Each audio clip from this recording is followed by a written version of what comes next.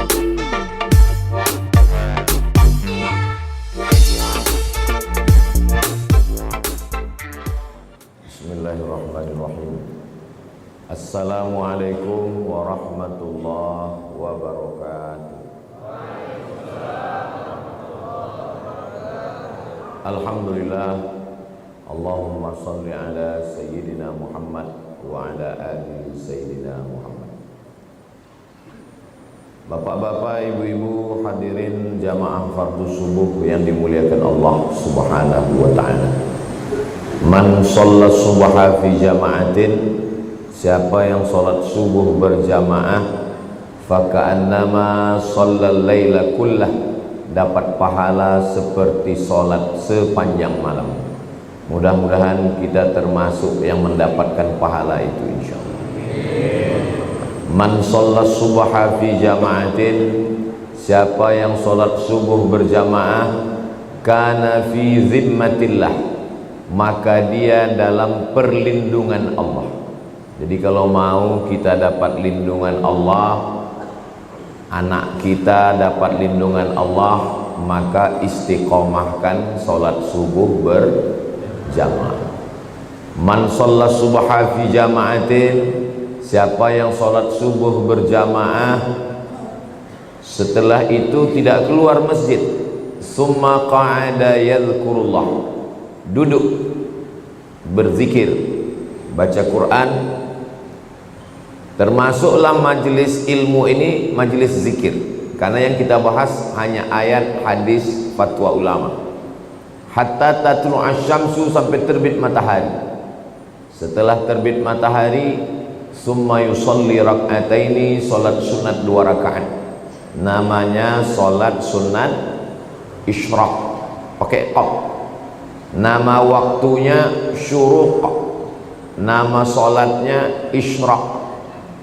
Usalli sunnatal isyraq raka'ataini lillahi ta'ala, kanat lahu ka ajri hajjatin wa umrah, dapat pahala seperti haji dan umrah.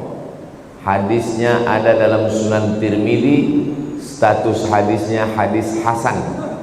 Hadis yang paling tinggi sahih, di bawah sahih hadis hasan. Tidak ada ikhtilaf antar ulama tentang hadis hasan. Jadi nanti kita selesai ini, kita melaksanakan sholat sunat isyraq masing-masing, tidak berjamaah. Mudah-mudahan kita dapat pahala seperti haji dan umrah insyaallah. Amin ya rabbal alamin. Subuh ini kita tidak hanya sekedar sholat, tapi juga kita menyambung tali silaturahim. Saya sampai di Mesir tahun 98. Di sini ada ustadz guru kita, kakak kelas saya yang lebih dulu setahun dari saya.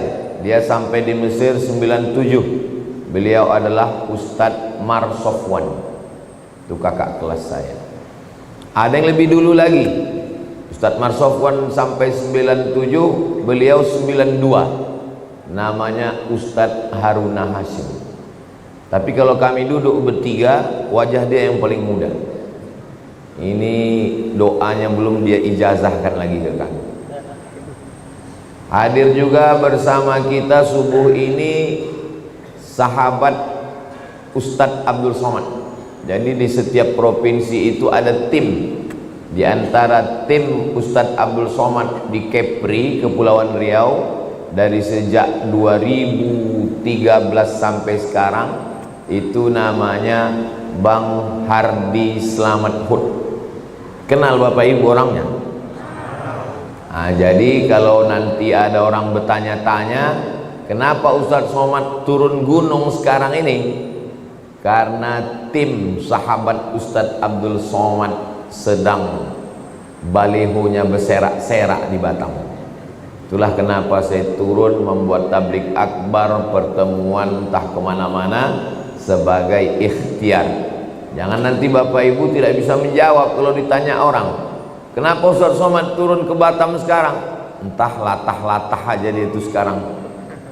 Ustadz Somad kalau ada tim yang mencalonkan diri, dia pasti turun, karena itu bagian dari dakwah.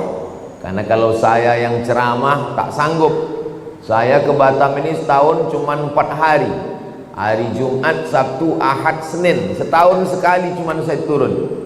Tapi kalau ada tim Ustadz Somad itu yang duduk jadi penguasa, insya Allah terbantulah dakwah ini, insya Allah. Itu tujuannya. Saya yang memotivasi. Saya bilang ke Bang Hardi, Bang Hardi maju jadi gubernur. Kata dia, nantilah 2029. Nah, kalau gitu jadi wali kota. Kalau belum sanggup jadi wakil dulu. Nah, ini semua adalah pesan-pesan supaya orang faham kekuasaan ini kalau tidak dipegang, dia akan dipegang orang lain. Jadi Bapak Ibu jamaah mengerti, faham, supaya kita tidak mudah termakan isu yang ada di internet. Jangan mau makan isu, jangan mau makan hoax, karena sampai hari ini kita masih makan nasi. Terserahlah mau makan lontong, mau makan mie, lendir, yang penting jangan makan isu, makan hoax. Yang mau kita bahas subuh ini adalah perjalanan kita berikutnya. Kalau haus, minum. Kalau lapar, makan. Kalau kepanasan, hidupkan kipas, hidupkan AC. Kalau kedinginan, pakai jaket.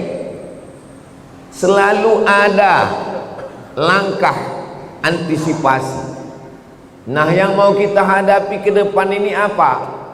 Yang akan kita hadapi nanti adalah yang pertama, sakaratul maut. Apa yang perlu kita siapkan untuk sakaratul maut ini? Banyak orang menghadapi pensiun udah siap. Saya Pak Ustadz untuk pensiun ini udah saya siapkan 100 pintu kos-kosan Pak Ustadz. Banyak betul Pak, baru pintunya aja Pak Ustadz. Yakin betul dia malaikat maut itu datang setelah pensiun. Tidak salah, tak ada salahnya orang yang menyiapkan ruko, menyiapkan kos-kosan. Bagus, tidak salah. Itu ikhtiar. Tapi tak banyak yang mempersiapkan untuk sakaratul maut. Siap-siap untuk pensiun, belum tentu jadi. Belum tentu. Bisa jadi sebelum pensiun sudah mati. Tapi mati ini tidak kita siapkan pun pasti mati. Yang paling pasti dalam hidup ini adalah mati. Apa yang kita siapkan untuk sakaratul maut itu? A'udzubillahi minasyaitonir rajim. Innal ladzina qalu rabbuna Allah tsumma istaqamu. Orang yang selalu menyebut Allah kemudian dia istiqamah, tatanazzalu alaihimul malaikah, turunlah malaikat waktu dia mau sakaratul maut, waktu ruhnya mau keluar dari jasad, turun 2 malaikat. Malaikat yang pertama berbisik, alla takhafu, jangan kau takut. Karena rupanya orang mau mati itu takut. Takut sakaratul maut, takut azab kubur, takut mungkar nakir, takut titian siratal mustaqim, takut hisab, takut neraka, takut. Maka datang malaikat membisikkan, alla takhafu, jangan kau takut. Perasaan yang kedua orang yang sakaratul maut itu, wala tahzanu, jangan sedih. Rupanya orang yang mau mati itu perasaannya sedih. Sedih meninggalkan rumah, sedih meninggalkan anak, sedih meninggalkan bini, sedih meninggalkan BPKB, STNK, surat tanah, akte notaris. Sedih. Apa kata malaikat? Wala tahzanu, jangan kau sedih. Takutnya hilang, sedihnya melayang. Waktu itu hatinya kosong. Ketika itu malaikat membisikkan yang ketiga. Apa kata malaikat? Wa abshiru bil jannati allati kuntum tu'adun. Berbahagialah engkau mendapatkan surga yang dijanjikan Allah Subhanahu wa taala. Mudah-mudahan kita termasuk yang mati husnul khatimah insyaallah. Apa syaratnya? Apa syaratnya supaya kita dapat macam yang disebutkan dalam ayat ini? Syaratnya kata Allah, qalu rabbunallah tsumma istaqam. Istiqamah menyebut Allah.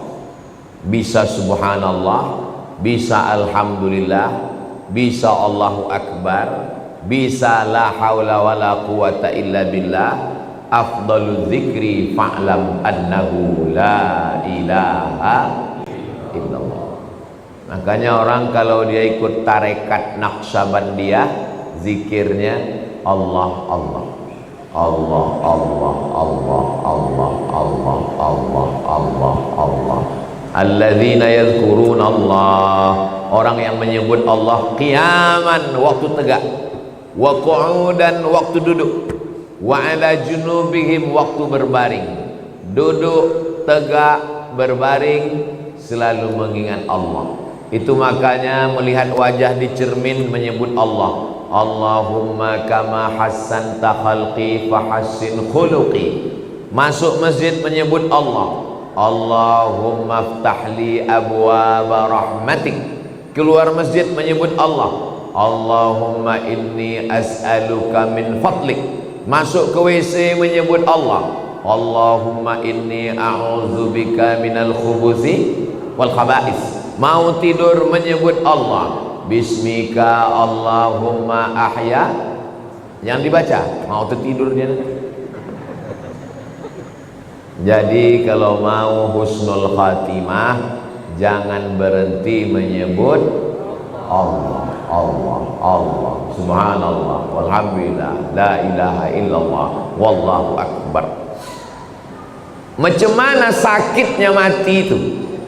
Nabi Isra Mi'raj berjumpa dengan yang orang sudah mati beribu tahun. Sudah berapa lama kalian mati? Ribuan tahun. Macam mana rasanya mati itu? Macam kambing dikuliti hidup-hidup, macam mata kail pancing ditarik dari kulit yang basah, macam tebasan pedang beratus kali di tempat yang sama. Makanya kita selalu berdoa dalam doa selamat, Allahumma hawwin alaina fi sakaratil maut. Ringankan kami waktu sakaratul maut. Tulis di YouTube itu sakratul maut titik. Nampak nanti orang yang mati, pembawa acara TV mati, orang sedang pidato mati, yang paling banyak mati orang yang sedang angkat berat, rupanya tak tahan jantung itu mati, orang sedang jogging mati. Nah, jadi mati ini kapan saja bisa terjadi. Apakah orang yang mati semalam itu sehari sebelumnya sadar dia mau mati? Tidak. Tiba-tiba aja datang kematian itu. Wajaa, datang dia sakratul mauti bil haq. Dia datang tiba-tiba. Hari ini kita usap kepala anak yatim, besok pagi kepala anak kita diusap orang sebagai anak yatim. Hari ini saya bicara mati, bisa jadi belum selesai tausiah ini saya sudah mati. Maka jangan pernah takut cerita tentang mati, karena kita semua akan mati. Kita sekarang hidup, resiko hidup adalah mati. Takut hidup, takut mati, jangan hidup. Takut mati, jangan hidup. Takut hidup, mati saja. Karena ketika kita berani menghadapi hidup, berarti kita sudah berani menghadapi mati. Yang kita persiapkan itu adalah mati dengan husnul khatimah insyaallah. Apa yang sering kita dengar, apa yang sering kita tengok, apa yang sering kita pikirkan, itulah yang akan datang waktu sakaratul maut. Telentang kita di masjid ini, maka yang kita tengok adalah alhamdulillah, alhamdulillah, Alhamdulillahi Rabbil Alamin. Itu maka kaligrafi ditulis di dinding. Supaya apa? Supaya mata menengok. Kalau bawa mobil dari Makkah ke Madinah, dari Makkah ke Jeddah, di pinggir jalan, subhanallah walhamdulillah la ilaha illallah wallahu akbar. Kenapa di pinggir jalan itu ditulis? Supaya kalau mati husnul khatimah. Beda tempat kita, di pinggir jalan yang tulis iklan es krim sama skincare. Makanya matinya bukan menyebut Allah, kredit. Apa yang sering kita dengar, apa yang sering kita tengok, apa yang sering kita pikirkan, itulah yang akan datang waktu sakaratul maut. Ada orang koma di masjid di Rumah Sakit Cipto Mangunkusumo Jakarta. Koma, belum titik lagi, masih koma, tidak sadar-sadar. Kata dokter, bawa orang ini ke rumah karena sudah tak ada harapan hidup. Ini tinggal menunggu aja lagi. Obat sudah tak ada sampai masanya mati ini nanti. Akhirnya anak istrinya pun dah menyiapkan mau bawa pulang ke rumah. Begitu mau dibawa pulang ke rumah, tiba-tiba duduk dia. Dokter pun terkejut, anak bininya pun terkejut. Kok sadar dia lagi? Akhirnya ditanyalah orang ini. Bapak kan koma. Iya. Di dalam koma itu apa yang bapak rasakan? Aku tak ingat apa-apa. Terus kenapa tiba-tiba sadar? Tiba-tiba datang Ustadz Somad. Apa kata dia? Ditanyanya saya, kapan kau buat tabligh akbar? Akhirnya saya pun terduduk. Pokoknya nanti kita buat tabligh akbar di kampung. Akhirnya dibuatnya lah acara di tepi Danau Maninjau. Nama acaranya Pulang Basamo. Akhirnya saya datangi bapak ini, dia dari Jakarta. Apa betul bapak koma di Rumah Sakit Cipto Mangunkusumo? Betul Pak Ustadz. Terus dalam koma itu apa yang bapak rasakan? Tiba-tiba Ustadz datang bertanya ke saya, kapan tabligh akbar? Itulah saya duduk sadar tuh Pak Ustadz.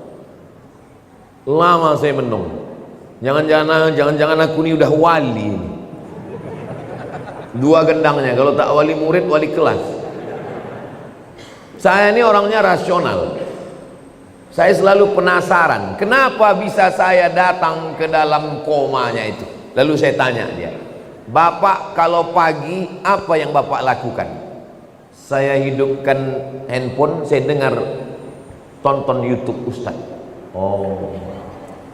Kalau Bapak sampai di tempat kerja apa yang Bapak lakukan? Kalau sedang kosong saya tonton lagi YouTube Ustaz. Kalau Bapak mau tidur malam apa yang Bapak lakukan? Sebelum saya tidur yang terakhir saya tonton adalah YouTube Ustaz. Baru saya paham. Apa yang selalu ditonton, itulah yang dibawa ke alam bawah sadar. Itulah yang datang waktu tidur dan waktu koma. Dan itu juga lah yang datang waktu husnul khatimah insyaallah. Rasional, masuk akal. Tanyalah sama pakar-pakar psikologi. Kenapa bisa itu yang terbawa-bawa? Makanya bapak-bapak pikirkan yang bagus-bagus aja. Jangan pikirkan yang waktu SMP, SMA dulu. Mau dia mengigau terbawa ke malam. Tiba-tiba udah sambal belacan aja di muka. Maka saudaraku yang dimuliakan Allah Subhanahu wa ta'ala, kalau yang kita pikirkan itu adalah akhirat, yang kita pikirkan itu adalah nama Allah, maka insya Allah kita semua mati dalam keadaan husnul khatimah. Nah, ruh kita keluar dari hembusan. Makanya orang yang mati itu biji matanya terbuka. Semua orang yang mati biji matanya terbuka. Apa yang ditengok waktu mata terbuka? Yang ditengok itu adalah ruh keluar dari mulut dan hidung. Dulu ruh itu masuk ke dalam jasad ini dihembuskan.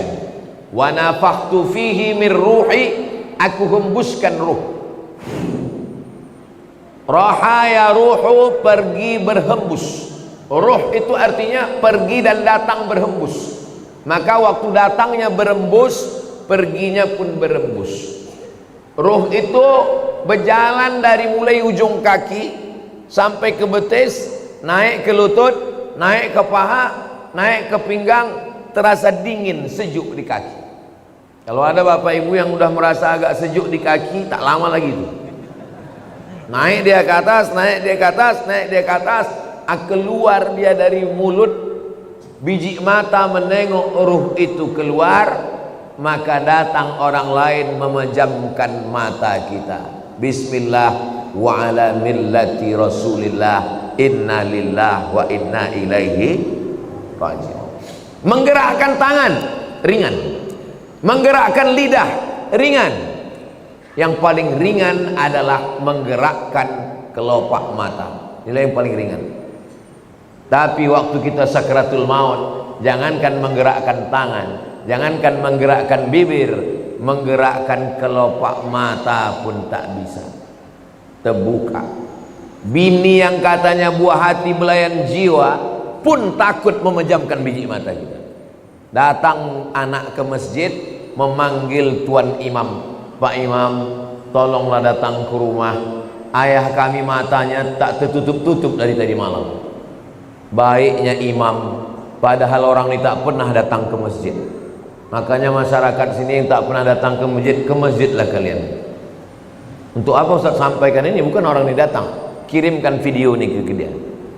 Jangan sampai nanti akhirnya tuan imam yang datang ke rumah dia hanya untuk menutupkan kelopak matanya, dan akhirnya jenazahnya dibawa juga ke masjid. Seumur hidup ke masjid cuma 2 kali. Yang pertama akad nikah, yang kedua inna lillah. Mudah-mudahan kita istiqomah menghidupkan masjid ini insyaallah. Lalu kemudian setelah ditutupkan, kita pun ruh keluar dari jasad. Lalu kemudian kemana pergi ruh itu? Ruh itu dibawa oleh malaikat. Dalam hadis riwayat Imam Ahmad bin Hanbal, ruh dibawa di atas kain kafan dari cahaya, lalu kemudian mengetuk pintu langit. Lalu kemudian malaikat yang menjaga pintu langit menengok ruh. Apa kata malaikat penjaga pintu langit? Inilah orang yang amalnya kami tengok 2 kali sehari. Habis subuh, malaikat yang menjaga di waktu malam datang membawa amal dia. Habis maghrib, malaikat yang menjaga di waktu siang datang membawa amal dia. Amalnya kami tengok 2 kali sehari, tapi orangnya baru ini kami jumpa. Itulah makna orang yang dirindukan oleh para malaikat. Kam min masyhurin fil ardi walam yakun ma'rufan fis sama. Berapa banyak orang yang masyhur di bumi, viral, tapi malaikat di langit tak pernah kenal dengan dia. Tapi berapa banyak orang yang di dunia tak viral, tak dikenal orang, tak punya akun Facebook, Twitter, WhatsApp, tapi malaikat-malaikat penjaga pintu langit sudah lama merindukan dia, karena malaikat selalu membawa amal-amal dia. Mudah-mudahan amal-amal kita termasuk yang selalu lalu lalang di lalu lintas langit, dan orangnya masih di bumi, masyhur di bumi, masyhur juga di langit. Tak perlu masyhur di bumi, yang penting masyhur di antara malaikat penjaga pintu langit insyaallah. Amin ya rabbal. Ini malaikat yang ikut sholat subuh bersama kita ini, habis itu dia bawa amal kita, lalu malaikat penjaga pintu langit menengok. Oh, amal si fulan tahajud tadi malam, amal si fulan sholat sunat hajat tadi malam, amal si fulan berzikir tadi malam, amal si fulan sholat subuh berjamaah. Amalnya ditengok malaikat tiap hari, tapi orangnya masih berjalan di atas muka bumi, sampai akhirnya kita pun mati, lalu ruh itu dibawa oleh para malaikat. Kenapa ada orang yang waktu penutup mukanya dibuka tersenyum? Kata Ustaz Somad, mati itu sakit. Kenapa ada orang yang mati tersenyum? Karena sebelum dia mati, malaikat mengepakkan sayapnya, lalu di sayap itu dia sudah menengok tempatnya di surga. Begitu nampaknya tempatnya di surga, tersenyum dia. Saat dia tersenyum itulah malaikat mencabut nyawanya. maka ada yang mengalahkan sakit. Yang mengalahkan sakit adalah menengok tempat di surga. Mudah-mudahan kita termasuk orang yang menengok tempat kita sebelum kita mati. Ustaz Somad sudah pernah menengok tempat Ustaz di surga. Saya jangankan menengok tempat di surga, menengok tempat parkir mobil pagi ini pun tak tahu saya. Karena menengok tempat di surga itu nanti ketika kita mau sakratul maut. Masa iya Pak Ustadz, sakitnya mati bisa dikalahkan? Itu logikanya begini, rasionalnya begini. Ibu habis melahirkan anak, sobek dagingnya, mohon maaf, sakit. Tak usah saya ceritakan sakitnya. Nanti kalau saya ceritakan ibu-ibu, alah macam pernah aja Ustadz itu. Ibu sedang terbujur sekarang di rumah sakit, baru saja disobek dokter kulitnya, koyak mengeluarkan bayi. Tak lama kemudian datang bidan membawakan bayi, lalu ibu pun menggendong anak itu. Ibu senyum atau tidak? Senyum. Yang saya tanya, sakit atau tak sakit? Inilah hebatnya ibu yang saya tanya, bisa pula bapak itu merasakan sakit. Kan memang cinta sejati lah orang. Ibu itu baru saja melahirkan anak, nyawa taruhannya, koyak dagingnya, tapi menengok anak tersenyum dia. Begitulah mati itu, sakit, tapi sakitnya kalah. Kenapa? Karena menengok tempat di surga, ditunjukkan Allah. Itu salah satu tanda husnul khatimah. Orang yang husnul khatimah itu irqul jabin. Irqul jabin, berkeringat jabin di atas kening atasnya. Kenapa? Kenapa orang yang mati husnul khatimah itu berkeringat di atas jabin ini? Karena malu. Biasanya orang kalau malu kan merah wajahnya karena tersipu malu. Maka orang yang meninggal menengok tempatnya di surga, malu dia karena amalnya tak seberapa. Aku amalku rasanya tak seberapa, kenapa besar kali balasan yang kau kasih ya Allah. Maka salah satu tandanya adalah irqul jabin, keluar macam keringat kecil di atas. Tapi jangan pula gara-gara ini biar supaya suami ibu disangka husnul khatimah, begitu mati langsung semprotkan air ke keningnya. Itu tak usah dibuat-buat, serahkan aja kepada Allah Subhanahu wa ta'ala. Ini yang saya sampaikan ini menurut hadis-hadis yang sahih, supaya kita bersiap-siap. Maka jangan lupa berzikir. Zikir ini banyak kali Pak Ustadz. Kata guru saya Syekh Umar Al-Ma'ruf Ali, dia keturunan dari Syekh Muhammad Tayyib. Syekh Muhammad Tayyib ini murid langsung dari Syekh Muhammad bin Abdul Karim Samman dari Madinah. Kata dia, Abdul Somad, kalau kau payah memilih-milih zikir yang banyak, kau amalkan aja 3. Yang pertama istighfar, yang kedua solawat, yang ketiga la ilaha illallah. Istighfar itu membersihkan cawannya. Ini cawan kotor, kalau dituang air zam-zam ikut jadi kotor. Bersihkan dulu, membersihkan cawannya dengan istighfar. Astaghfirullahaladzim, astaghfirullahaladzim, astaghfirullahaladzim, astaghfirullahaladzim, astaghfirullahaladzim. Bisa 100 bagus, bisa 200 bagus, bisa 1000 bagus. Setelah istighfar, baru kemudian wangikan dia, harum semerbak. Mewangikannya itu sholawat. Allahumma salli ala Sayyidina Muhammad wa ala ali Sayyidina Muhammad. Allahumma salli ala Sayyidina Muhammad wa ala ali Sayyidina Muhammad. Setelah dia wangi, barulah kau tuangkan air. Airnya itu adalah afdalul dzikri fa'lam annahu la ilaha illallah. Ini masalah zikir ini, jangan karena mau ngejar cepat lalu bunyinya tak jelas.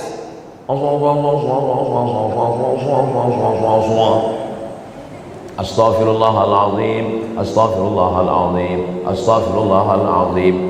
Ada orang beristighfar pakai lagu. Astaghfirullah Rabbal baraya. Bagus, tak salah. Ada orang istighfar pakai suara, Astaghfirullahaladzim, Astaghfirullahaladzim, Astaghfirullahaladzim. Bagus. Saya Pak Ustadz lebih khusyuk kalau dalam hati. Bagus.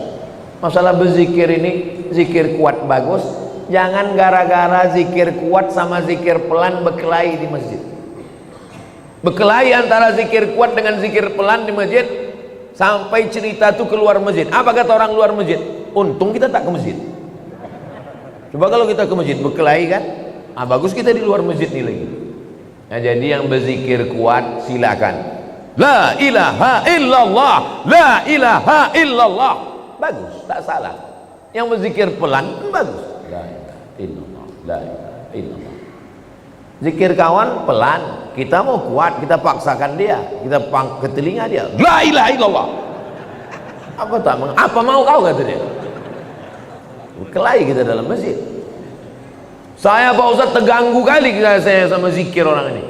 Saya kalau udah dengar orang yang berzikir kuat terganggu saya Pak Ustaz. Berarti ada setan dalam diri kau. Orang yang terganggu dengan zikir berarti ada setan. Zikir tidak pernah mengganggu kita. Sebagaimana kita mendengar suara bacaan Al-Quran.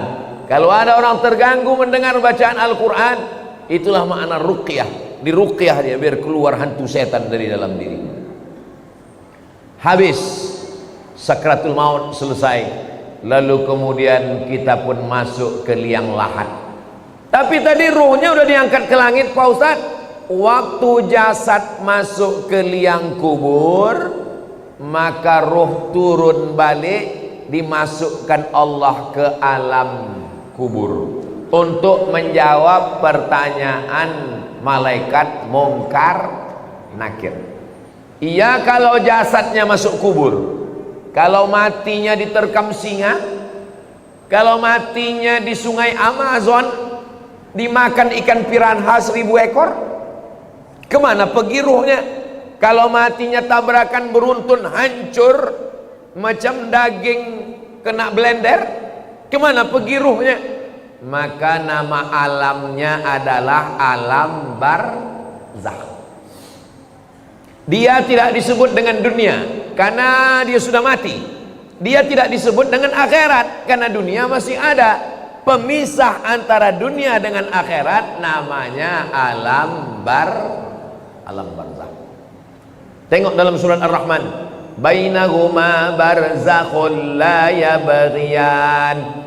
Jadi ruh yang sudah diangkat ke langit diperkenalkan ke malaikat, diturunkan balik masuk ke dalam jasad untuk menjawab pertanyaan Munkar Nakir. Setelah itu ruh dalam genggaman kudrat iradat kuasa Allah Subhanahu wa ta'ala, maka ruh menantikan amal yang mengalir. Apa yang perlu kita siapkan? Yang perlu kita siapkan yang pertama, ilman 'allamahu wa nasyara. Ketika di alam barzakh disebut alam kubur, yang kebetulan ada kuburnya. Kalau kebetulan tak ada kuburnya, alam barzakh, mati hanyut, mati tabrakan, mati hilang, maka alamnya alam barzakh. Selama di alam barzakh itu apa yang mengalir? Yang pertama mengalir adalah ilman 'allamahu wa nasyara. Ustadz Marsofwan ceramah, ada program subuh. Apa subuh apa namanya Ustadz? Pejuang subuh Nongsa. Dilanjutkan oleh anak-anak pejuang subuh Nongsa. Mengalirlah pahalanya ke beliau. Bang Hardi Hud, dosen sampai ke Indragiri Hilir, dosen sampai ke Sungai Guntung, mengajar ke sana kemari, mengalirlah pahalanya. Ustadz, tapi kami ini tak ustadz, kami ini bukan buya, kami ini bukan profesor Pak Ustadz, ilmu apa yang mengalir? Bapak jangan lupa ajarkan Al-Fatihah ke anak, ibu ajarkan Al-Fatihah ke anak. Saya hatam alif-alif, hatam Quran guru pertama saya, emak saya. Jadi sampai hari ini kalau saya ngajar di mana-mana, itu pahalanya mengalir ke almarhumah emak, ke almarhum ayah saya. Maka ibu kalau tak sempat, bapak kalau tak sempat, ajarkan Al-Fatihah ke anak, supaya anak sholat subuh, zuhur, asar, maghrib, isya, tahajud, witir, duha, dia baca Al-Fatihah, mengalir ke kita semuanya. Saya Pak Ustadz sempat juga mengajarkan beberapa ilmu Pak Ustadz. Ilmu apa yang bapak ajarkan? Ilmu santet. Minta ampunlah kepada Allah, mudah-mudahan lupa murid-murid itu, tak diamalkannya lagi, taubat dia. Itu maka sebelum mengajar tuh, ajarkan yang baik-baik. Saya berharap ceramah ke sana kemari, mudah-mudahan ini diamalkan jamaah, mengalir ke alam barzah saya insyaallah. Amin. Walaupun amal yang sikit aja, amal sikit yang diamalkannya, bismillahi tawakkaltu 'alallah la haula wala quwata illa billah. Mengalir. Yang pertama mengalir ilman 'allamahu wa nasyarahu. Yang kedua, waladan salihan tarakahu, anak soleh yang ditinggalkan. Bangun anak soleh itu malam, tahajud dia, berdoa dia, Rabbil firli wali walidayya warhamhuma kama rabbayani shaghira, mengalir pahalanya. Sekarang saya ceramah ini di Batam. Almarhumah emak saya, almarhum ayah saya menengok amal saya secara live. Mana dalilnya? Dalilnya Quran. Wa qul i'malu, beramallah kamu, fasayarallahu amalakum. Yang menengok amal kamu itu ada tiga. Yang pertama Allah, yang kedua Rasulullah Nabi Muhammad menengok amal kita, yang ketiga wal mu'minun, orang beriman. Apa kata tafsir Ibnu Katsir? Maksud orang beriman, ayah, ibu, atuk, nenek menengok amal anak cucunya. Maka moyang saya sedang menengok amal saya, macam jamaah yang nonton streaming live sekarang. Begitulah mereka menonton di alam barzah. Oh, senangnya aku, cucuku dari anak si fulan rupanya sedang menyampaikan tausiah di Batam. Mudah-mudahan kita pun menengok amal yang baik dari anak cucu kita insyaallah. Makanya selalu doanya, Rabbana hablana minas salihin, Rabbana hablana min ladunka dzurriyyatan thayyibah, Rabbana hablana min azwajina wa dzurriyyatina qurrata a'yun waj'alna lil muttaqina imama. Apalagi yang mengalir? Yang mengalir yang ketiga adalah mushafan warasahu, mewakafkan Al-Quran. Wakafkan Al-Quran. Kalau ditengoklah masjid, masjid apa nama masjid kita ini? Masjid Baitul Amal. Itu wakaf Qurannya, masya Allah. Kalau ditengok dari susunannya nampaknya Quran ini tak pernah dibaca ini. Janganlah begitu Pak Ustadz. Ini Quran ini disusun rapi ini karena mau pengajian subuh ini. Kalau tidak ada pengajian tunggang langgang lintang pukang juga Quran ini. Itu yang mewakafkan Quran ini meninggal orangnya. Kenapa ada tradisi wakaf surat Yasin tempat kita? Karena orang dulu susah, tak ada duit, maka tak bisa dia mewakafkan Quran, diwakafkannya surat Yasin. Tapi yang paling bagus Quran. Waktu almarhumah mak saya meninggal, saya teleponlah penerbit Syamil di Bandung. Assalamualaikum penerbit Syamil. Waalaikumsalam. Mak saya meninggal, saya mau mewakafkan Quran. Berapa Pak Ustadz? 1000 eksemplar berapa ya? Kalau untuk Somad, Ustadz Somad gratis kata dia. Kalau gratis 2000 lah saya bilang. Kalau 2000 bayar Pak Ustadz. Kalau bayar saya minta 5000. Saya minta 5000. Habis itu saya kirim ke masjid-masjid, ke pesantren. 5000 kita kirim, mustahil ke 5000 nya itu tak dibaca orang. Makanya kalau kita di Masjidil Haram, Masjid Nabawi, keluar Masjidil Haram, di pintu masuk Zamzam Tower itu ada orang jual Quran. Haji, wakaf haji, wakaf haji, wakaf. Apa maksudnya itu? Mewakafkan Al-Quran. Tapi kata ulama, bukan cuma wakaf Quran. wakaf kitab fikih, wakaf kitab agama, wakaf kitab Riyadhus Shalihin, wakaf kitab, itu juga sampai kepada Allah, disampaikan Allah kepada kita. Maka baca Quran ini supaya mengalir kepada orang yang mewakafkannya, insyaallah. Yang keempat, apalagi yang mengalir? Masjidan banahu, membangun masjid. Siapa yang mewakafkan tanah ini, yang mewakafkan masjid ini? Tak bisa saya membangun masjid utuh, satu masjid Pak Ustadz. Tak bisa membangun satu utuh masjid, isi aja kantong-kantong tuh. Itu yang mengisi kantong tuh, itu mengalir tuh. Yang tak mengisi, innalillah lah kalian. Duit yang disimpan di bank, ditabung 3 miliar, mati kita, Bapak, kalau duit kita 3 miliar, mati kita, itu mereka udah siap untuk memakai. Yang mendapat warisan siapa? Istri dapat 1/4 kalau tak ada anak. Kalau ada anak 1/8. Anak laki-laki dapat 2 kali bagian anak perempuan. Habis. Mereka menunggu kita cuma 4 bulan 10 hari. Habis 4 bulan 10 hari, dia pun dipinang oleh brondong manis. Tapi duit yang dimasukkan ke kresek, ke kotak, inilah yang akan mengalir. Mohon maaf jangan tersinggung dengan cakap saya tadi. Maksud saya yang memasukkan duit secara cash. Tapi jamaah masjid Baitul Amal ini banyak juga tidak langsung masuk duit karena mereka pakai transfer banking. Nah, jadi dia langsung tit. Habis terkirim baru dia menangis. Kalau ditanya, kok menangis kenapa? Teringat ceramah Ustaz Somad tadi? Tidak, salah ketik aku tadi. Rencanaku mau ngetik nolnya 5, rupanya terketik 6 pula. Kalau 5 kan 100.000, terketik 6 1.000.000. Padahal kalau mati tabungan ada 100 juta, yang terkirim 1.000.000, mati yang dibawa yang 1.000.000 atau yang 99? Yang 1.000.000 itulah yang menolong. Itu kalau terketik 1.000.000. Kalau termasukkan 2.000,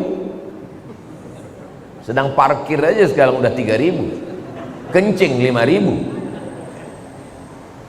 Apa yang kita siapkan untuk alam barzakh? Apalagi yang mengalir? Yang kelima, baitan libnis sabil banahu, membangunkan rumah untuk ibnu sabil.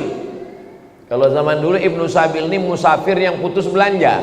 Kalau zaman sekarang ada anak-anak dari pulau mau kuliah ke Batam, tapi untuk uang kos mahal, cari tanah kosong, bangunkan kos gratis untuk anak berprestasi. Itu sampai hari kiamat itu mengalir. Buatkan rumah, buatkan pondok pesantren, buatkan rumah Quran, buatkan asrama, buatkan kelas, mengalir sampai hari kiamat. Yang keenam, nahran ajrahu, mengalirkan air. Buatkan sumur bor, pergi ke pesantren, buat sumur bor. Berapa santri di sini Pak Kiai? Santri ada 1.000 orang Pak. WC-nya berapa? 3. Buatkan WC, buatkan sumur bor, mandi anak-anak di situ, berwuduk dia, minum dia, mencuci dia, mengalir pahalanya. Saya waktu kecil dibawa emak saya ke sawah. Di tepi sawah itu ada sumur. Kata emak saya, ini sumur wakaf atuk kau dulu. Anak kecil, anak SD, saya tak paham. Apalah atuk nih berwakaf sumur. Sekarang baru saya paham setelah membaca hadisnya. Rupanya orang tua-tua dulu tahu hadis ini mewakafkan sumur. Di tempat kita sekarang tak usah lagi wakaf sumur karena air sudah banyak-banyak. Bukan lagi kota bertuah, kota berkuah. Saking banjir bandang. Maka cari yang kira-kira diperlukan umat, maka itu diwakafkan. Tong air besar, mesin air besar, filter saringan air, itu juga termasuk dalam golongan amal yang keenam. Amal yang ketujuh mengalir. Apa amal ketujuh mengalir? Shadaqatan akhrajaha fi sihhatihi wa hayatihi yalhaquhu ba'da mautihi. sodakoh yang dia keluarkan waktu masih sehat. Kenapa sehat?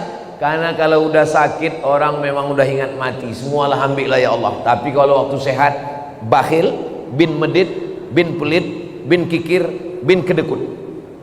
Tapi kalau masih sehat, orang pelit. Waktu masih sehat itu dia berikan, dia kasihkan, maka itulah yang akan menolong dia di hadapan Allah Subhanahu wa ta'ala. Imam Syafi'i meninggal 204.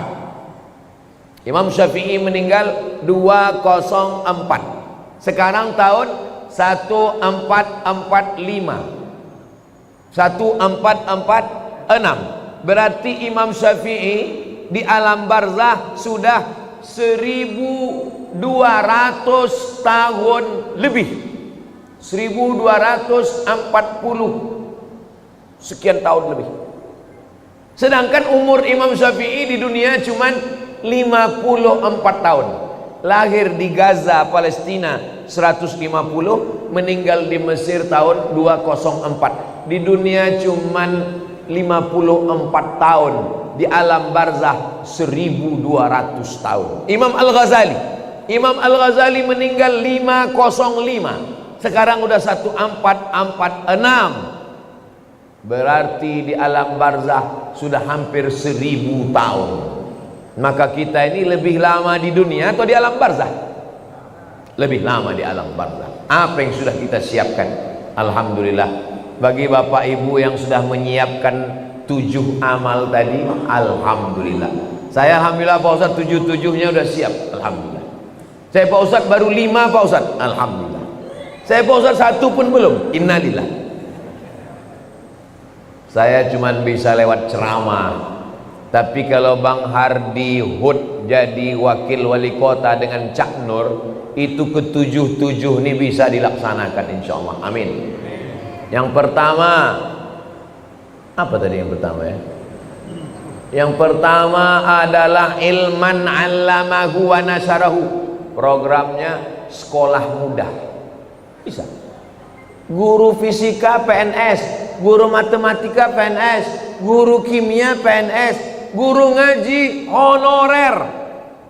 Coba angkat Honda. Kenapa tak Yamaha Pak Ustadz? Honda itu maksudnya honor daerah. Yang selama ini honornya 300.000, gajiannya 6 bulan sekali, dipotong sunat masal. Kenapa tidak dikasihkan dia pakai APBD? Bisa. Bisa apa tak bisa? Bisa. Saya ketemu dengan Bupati Morowali, Sulawesi Tengah. Bupati Morowali selama jadi bupati mengirim anak Morowali 70 orang ke Yaman, Tarim atau mau. Bisa. Pas makan dengan bupati saya tanya, betul Pak Bupati mengirim 70 anak ke Yaman? Betul Pak Ustadz. Bapak tanggung semua, ongkosnya, asramanya, kuliahnya, makannya, bersih semua ditanggung APBD. Dari mana duitnya Pak? Dari APBD dan dari Basnas. Bisa Pak Ustadz. Apa Bapak nggak takut ditangkap KPK? Saya sudah dipanggil Pak Ustadz. Pas dipanggil ditanya, kenapa banyak uang? Pendidikan adalah tanggung jawab negara. Nggak ditangkap Bapak? Sampai sekarang belum Pak Ustadz. Ini masalah keberanian aja. Untuk apa punya kekuasaan kalau tidak dipakai untuk amal jariah? Ilman 'allamahu wa nasyarahu. Bisa. Mushafan warasahu, mewakafkan mushaf, sangat bisa. Seluruh masjid dan musalla mendapatkan subsidi buku-buku fikih, akidah, akhlak, Quran, tafsir. Bisa pakai tanda tangan. Nah, bisa. Kalau saya ceramah, berapa masjid lah yang bisa saya isi? Tapi kalau tim UAS ini kita dudukkan, maka insya Allah amal jariah ini kita pun juga akan mendapatkannya insya Allah. Amin ya Rabbal. Jadi kalau ada orang mengatakan jangan bicara politik, di masjid hanya membahas tentang masalah zikir saja, sholat saja, habislah umat kita diambil orang. Umatnya umat kita, tapi suaranya diambil orang. Sama macam susu sapi. Kata orang susu kambing, padahal susu sapi. Sapi punya nama, sapi punya susu, kambing punya nama. Saya tidak mau begitu. Jamaah di mana-mana saya arahkan Masalah dia mau dengar tidak dengar, yang penting saya sudah sampaikan. Kalau tuan pergi sholat Jumat, jangan lupa bawa kain. Kalau sudah ada tim Ustadz Somad, jangan lagi pilih yang lain. Allahu Akbar.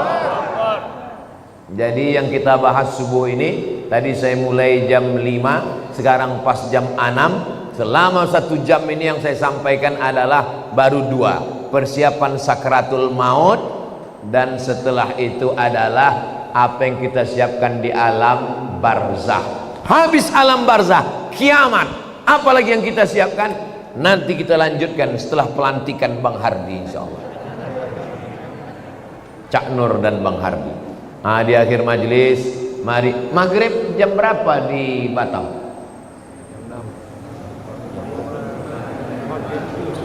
Jam 5.55. Jadi jam 5.55 sudah boleh sholat sunat isyraq.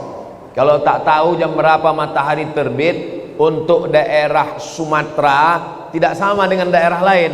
Untuk daerah kita di bagian Sumatera Utara, di Aceh, di Riau, Kepulauan Riau, itu tengok waktu maghrib. Jadi kalau di Pekanbaru maghribnya jam 6:05, jam 6:05 sudah bisa sholat sunat isyraq. Kita jam 5.55 sudah bisa. Sekarang jam 6, maka kita sholat sunat isyraq. Di akhir majelis mari kita berdoa. Tolong sampai tanggal 27 ini doa tawassul. Cara berdoanya, ya Allah, berkat surat Al-Fatihah ini, dudukkanlah sahabat Ustadz Abdul Somad, Bang Hardi Hud, Cak Nur dan Bang Hardi Hud menjadi pemimpin kami. Insya Allah dia adil dan amanah. Ala hazihin niyah. Al-Fatihah. A'udzubillahi minasyaitonirrajim. Bismillahirrahmanirrahim. Alhamdulillahirabbil alamin. Arrahmanirrahim. Maliki yaumiddin. Iyyaka na'budu wa iyyaka nasta'in. Ihdinas siratal mustaqim. Siratal ladzina an'amta 'alaihim ghairil maghdubi 'alaihim waladdallin. Amin. Allahumma shalli ala sayyidina Muhammad wa ala ali sayyidina Muhammad. Ya qadiyal hajat, engkau yang menunaikan hajat. Ya rafi'ad darajat, engkau yang mengangkat derajat. Ya man qada amran innama yaqulu lahu kun fayakun. Engkau yang dengan kun fayakun maka terjadilah segala sesuatu. Mudahkanlah urusan kami, urusan keluarga kami, urusan anak-anak kami, terutama urusan kepemimpinan wali kota, wakil wali kota Batam ini, ya Allah. Allahumma rzuqna imaman adila, berikan kami pemimpin yang adil, amanah, yang beriman, yang takut kepada Engkau, yang umat Nabi Muhammad sallallahu alaihi wasallam. Allahumma inna nas'aluka salamatan fid din wa afiyatan fil jasad wa ziyadatan fil ilmi wa barakatan fil rizqi wa taubatan qabla al maut wa rahmatan indal maut wa maghfiratan ba'dal maut. Allahumma hawwin alaina fi sakaratil maut wan najata minan nar wal afwa indal hisab. Rabbana atina fid dunya hasanah wa fil akhirati hasanah wa qina adzaban nar. Wa sallallahu ala sayyidina Muhammad wa ala alihi wa sahbihi wasallam walhamdulillahi rabbil alamin. Taqabbalallahu minkum minna wa minkum taqabbal ya karim. Salat sunat isyraq 2 rakaat. Usolli sunnatal isyraq raka'ataini lillahi ta'ala.